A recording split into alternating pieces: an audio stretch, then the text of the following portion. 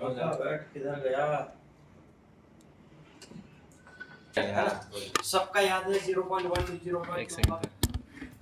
सबका याद है 0.1 0.2 0.3 0.4। हाँ सर। ये तो याद होगा आपको स्पॉट की रीडिंग हाँ है। ये स्टेप 1 यही था ना। हाँ ये था 0.1 0.2 0.3 4 5 6 7 8 9 ये एक रीडिंग थी। आपने ये लिया क्या आ रहा है वो नोट कर लिया। कुछ चार्जर स्टेबल नहीं है जैसा भी ये बता रहा था कि सर 0.1 आ रहा है जा रहा है वो चार्जर स्टेबल नहीं है लेकिन अगर दूसरे में लगाओगे सनशाइन में तो उसमें स्टेबल आएगा है ना। तो चार्जर्स पे डिपेंड करता है। कभी आप सोचो फ्लक्चुएशन ज्यादा करके शॉर्टिंग की तरफ है पावर जा रही है शॉर्ट होकर रिटर्न आ रही है। लेकिन अगर आपका चार्जर सही नहीं रहेगा वो डिपेंड लेगा जैसे पक्का दुश्मन बाकी मानेगा फिर रोएगा जुगाड़ करो सर मेरा जुगाड़ करो ना रेलवे जुगाड़ करने के बाद भी पैसा ज्यादा जाएगा। हाँ क्या बोल रहा था इतने में नहीं आ जाएगा क्यों ये आपको एक रीडिंग पहले 6 वॉट की लेनी है लेकिन चार्जिंग भी वहाँ बहुत इम्पोर्टेंट रहेगा। अगर आपका चार्जर सही नहीं है तो फिर रीडिंग बराबर नहीं आएगा। कुछ के पास ये 3 डिजिट वाला है एम्पियर का यानी कि 0.0 ये हमारे पास जो है 2 डिजिट का। अब इसमें कुछ स्टूडेंट्स बोलते हैं कि सर 0.10 ले रहा है कितना 10 तो एक्चुअल में अपने हिसाब से 0.1 ही है। अगर 0. फिर बोलते हैं कुछ सर 20 ले रहा है तो एक्चुअल में अपने हिसाब से 0.2 है ना। तो अभी 3 उस पे रहा है तो इसका 6 वॉट का रीडिंग अपने को पहले निकाल के एक रिपोर्ट रेडी करनी पड़ेगी। मेन जो है वो एक्सपीरियंस करने से आता है या फिर एक्सपीरियंस बनता है तो उससे लेने से या फिर आपको एक्सपीरियंस उन चीजों पर करना पड़ेगा। तो मेरे पास जो 6 वॉट है जो मैं अभी कर रहा हूँ इसके लिए मेरा खराब हो गया तो मैं कई लाया। एक मेरा मैकेनिक का है रिलाइफ का है बाबा का है सनशाइन का लेकिन मैं फर्स्ट जब से काम कर रहा हूँ सनशाइन पे कर रहा हूँ। अब मेरा सडनली सनशाइन खराब हो जाता है और मैं बाबा लेके आता हूँ और उस पर काम करना स्टार्ट करता हूँ। तो जैसे ये बता रहा 1-2 फ्लक्चुएशन है तो मैं शॉर्टिंग चेक करूंगा कहीं नहीं मिलेगी मेरा और रिजल्ट ही नहीं बन रहा।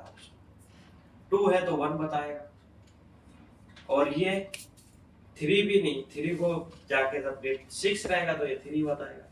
तो मतलब पूरा रिजल्ट चेंज हो जाता है। तो जब मेरी रिपोर्ट नहीं आई मैंने वापस वो सनशाइन का निकाला और उसको रिपेयर किया और फिर रखा अब जाके वापस मेरी रिपोर्ट सही है। तो ये मैंने इस पे जज किया है मैंने अपनी रिपोर्ट्स बनाई। कल जैसे मेरे पास एक फोन था वो रखा भी है अभी और उसको चेक भी करना है अभी और उसका चालू तो कर दिया मैंने लेकिन उसका ऑन ऑफ बटन नहीं काम कर रहा। तो ऑन ऑफ बटन की शायद सप्लाई नहीं आ रही है। हाँ ये नॉट 10 ये इसका चालू तो हो गया ये। अब इसका मैंने इसमें जो है चालू तो हो गया था ये रात करके गया था मैं। अब इसमें जो प्रॉब्लम थी वो डेड थी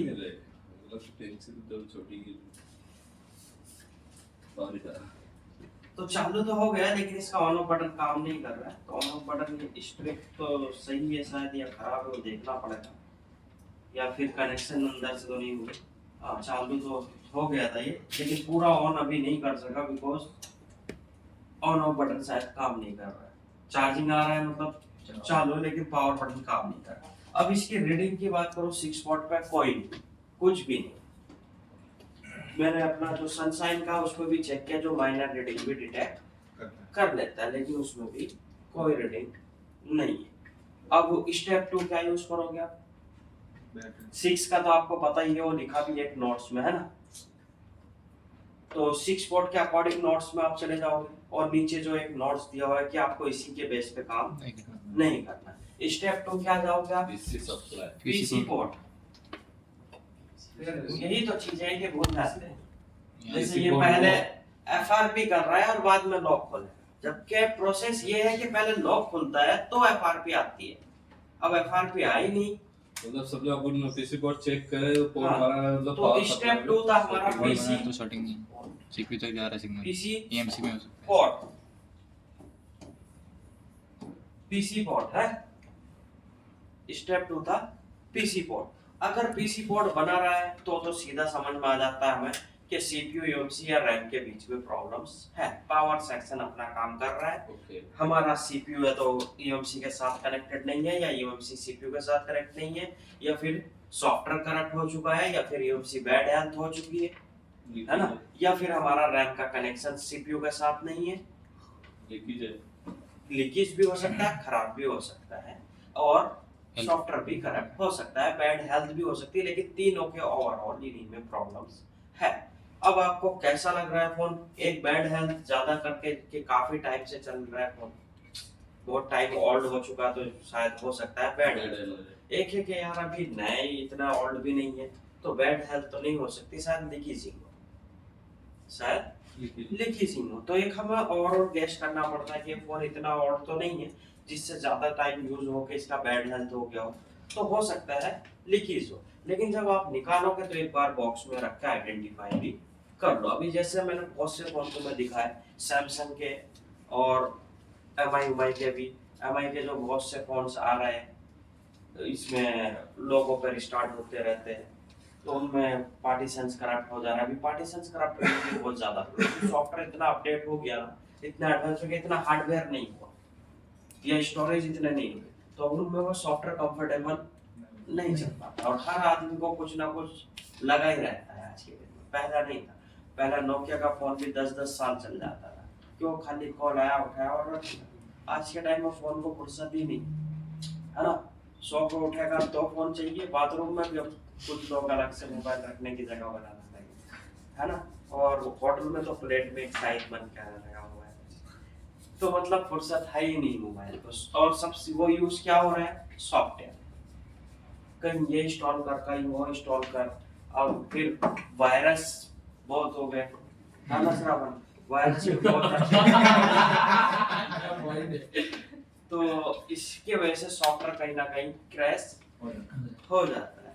तो इसलिए आपको जरूरी है कि आइडेंटिफाई भी करो। तुमने मुझे सबसे ज्यादा भी देखा होगा काम करते हुए, सॉफ्टवेयर में ज्यादा रिपेयर हुई है, मतलब प्रोग्रामिंग पे ज्यादा रिपेयर हुई, रिवॉल्व करने से भी हुआ है, और छोटी मोटी प्रॉब्लम को ट्रेस करने से जब पर, या फिर चार्जिंग एरर और कंपोनेंट चेंज करना। लेकिन सबसे ज्यादा तुम्हारे हिसाब से मैंने यूज किया होगा किसी भी आई उसके लिए, तो वो सॉफ्टवेयर यूज किया होगा ज्यादा, जिसमें प्रोग्रामिंग सबसे ज्यादा है।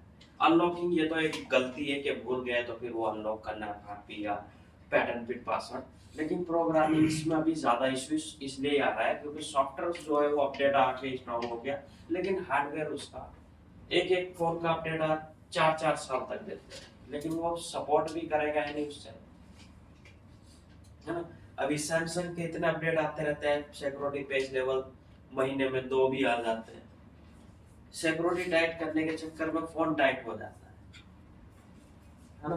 तो सबसे ज्यादा जो प्रॉब्लम्स है आपको इसमें भी आना है। अगर आपको पोर्ट बना रहा है, अगर आप सीपीयू रिवॉल्व करके नहीं हुआ ईएमसी निकालोगे तो निकालने के बाद एक बार आइडेंटिफाई भी कर लो।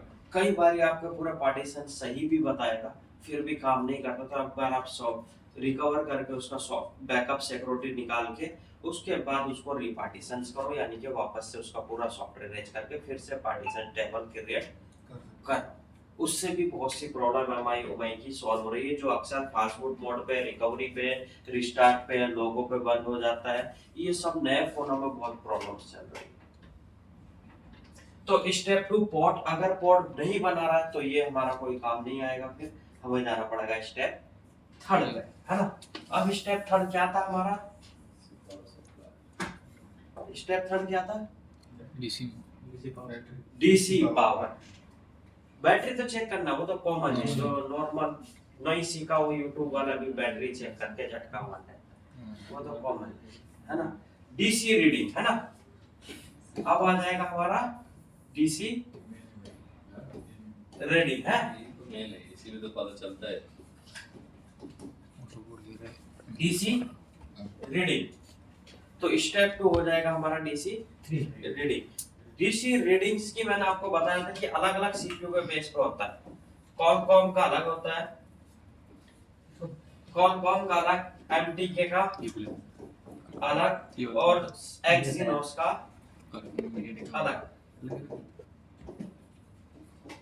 एक्सिनोस एक्सिनोस, ये ऐसी जस्ट रफ लिख रहा हूँ, तुम्हें लिखना है तो लिख सकते हो, है ना। आवाज रिकॉर्ड हो रही है, वॉइस रिकॉर्ड हो रही है, वॉइस रिकॉर्ड हो रही है ना। कॉलकॉम का जो रीडिंग्स था, अगर आपका 10 20 30 40 50 तक है, 30 40 50 तक है, तो ये आपका अंडर पावर चार्जिंग सॉर्टिंग, इनमें प्रॉब्लम्स हो सकता है। 10 to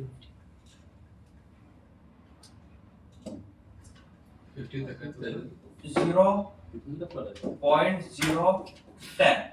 0.020 0.030 0.040 0.050। अगर 10 है तो most be check power input, आपकी चार्जिंग आईसी आउटपुट दे रही है लेकिन पावर आईसी नहीं दे रही, तो इसमें 0 से 10 तक अगर आपका है तो पावर आईसी के एक बार आउटपुट चेक करो।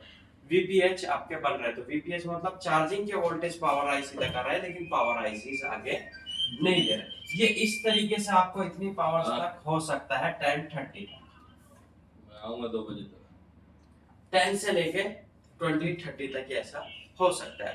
अगर 40 50 क्रॉस कर जाता है तो आपको चेक सीपीयू बक वोल्टेज, चेक सीपीयू बक वोल्टेज, या तो आपके सीपीयू में बक वोल्टेज नहीं जा रहा है, पावर आईसी आउटपुट कर रही है लेकिन सीपीयू के बक वोल्टेज या तो स्टेबल्स नहीं होंगे या फिर जाने के बाद वापस ड्रॉप हो रहा है। तो ये बक वोल्टेज आप चेक कैसे करोगे?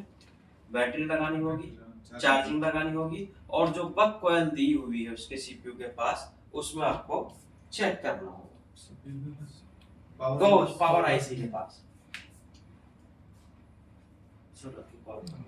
समझदार को पावर आईसीज के पास जो बक कॉइल है उनमें कोई एक या दो कॉइल ऐसी होगी जिनमें मॉडम वोल्टेज होते हैं। तो मॉडम जो होता है वो सिम कार्ड डालोगे, फिर सिम कार्ड एक्टिवेट होएगा और उसके बाद ही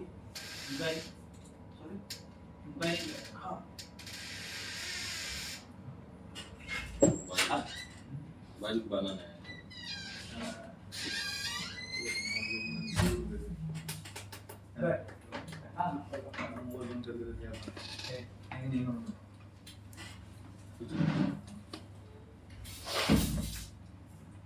तो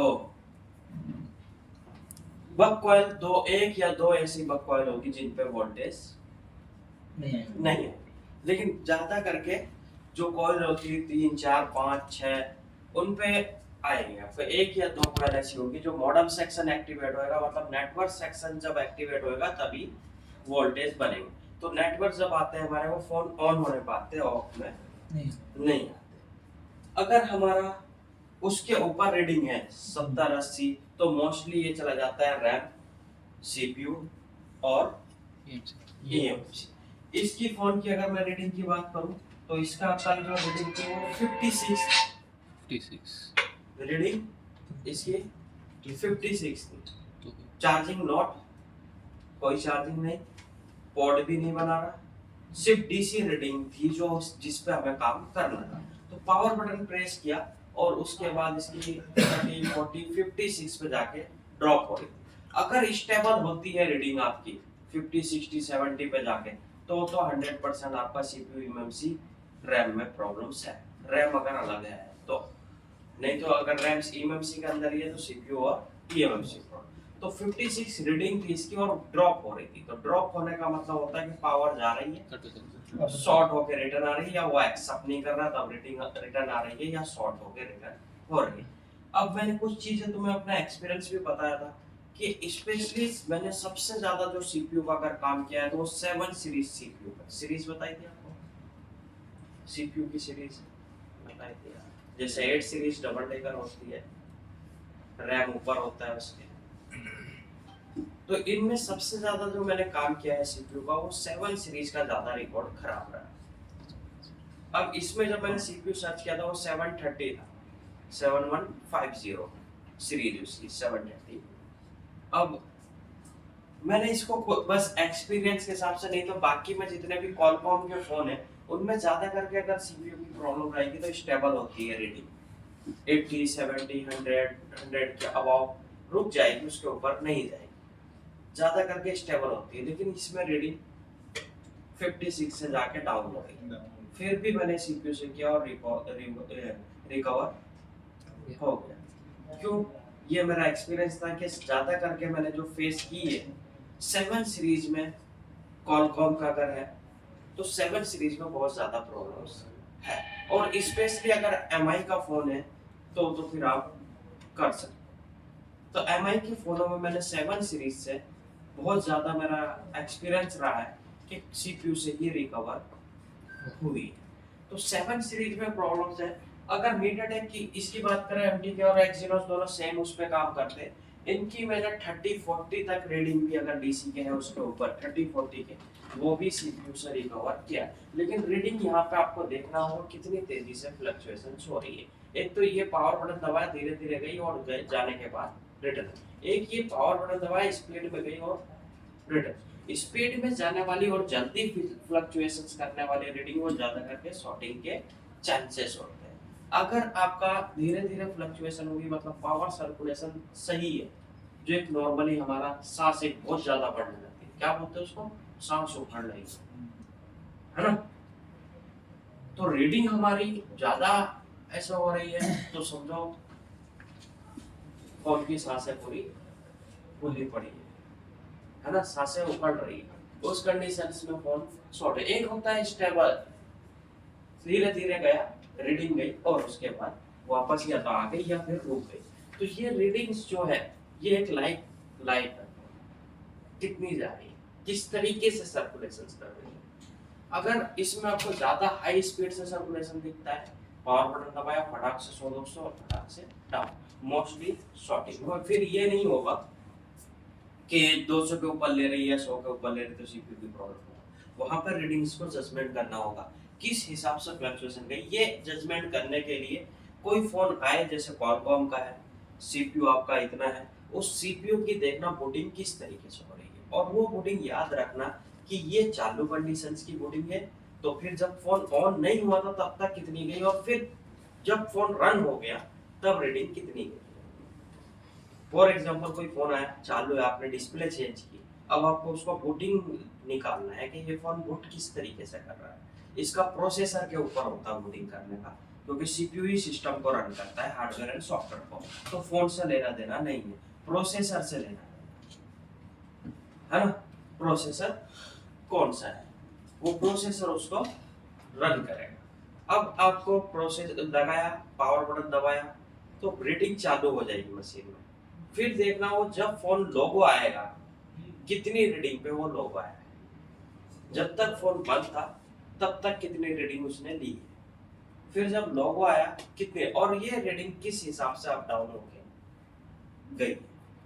अब आपको जब कोई दूसरा फोन आएगा, आप उसको जजमेंट करोगे तो रीडिंग्स आपको समझ में आएगी कि वो फोन चालू में किस तरीके से अप होके गई थी और इसमें किस तरीके से अप होके जा रही है। तो मैं इस तरीके के फोन जब आते हैं तो रीडिंग देखता हूँ। जैसे अब मुझे पता लग जाता है, एक फोन था जो सैमसंग का हम देख रहे थे, चालू है लेकिन फोन डिस्प्ले में कुछ शो नहीं कर रहा, लेकिन रीडिंग से पता लगा लिया हमने चालू है, तो 200 300 400 500 1000 फिर वापस नीचे। तो ये एक चालू फोन्स की होती है कि वो सही से ऊपर जा रहा है, जब जब जितनी पावर लग रही है ले रहा है, फिर नीचे भी आ रहा है। तो डीसी पावर से आपका लास्ट स्टेज होगा एक डेड को फाइंड करने का। ऑटो कोई भी रीडिंग होगी, वो ऑटो रीडिंग कोई भी रहेगी, वो रीडिंग आपको शॉर्ट। अब ज्यादा ले रहा 2-3 हजार तो 2-3 हजार ले रहा था, तो उस दिन वो मोबाइल ले रहा फुल शॉर्ट में आएगा, जितने ज्यादा रहेगा उतनी शॉर्टिंग फुल आएगी। मैं आया एक मिनट, और तब तक तुम लिख लो कुछ लिखने का है तो।